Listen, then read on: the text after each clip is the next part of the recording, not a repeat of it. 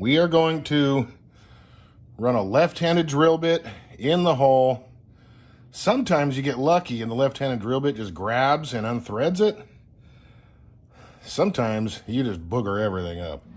So let's see if old fat fingers here can get this thing out. Go really slow.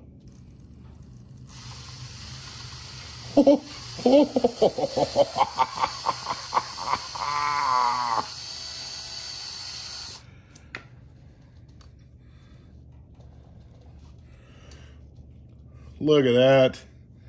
Good old left-handed drill bit. Thank you, China, and your cheap freaking shit. China comes through again. So, think I could just tack weld that shit back together and be good? Let's give it a try. Yeah, right.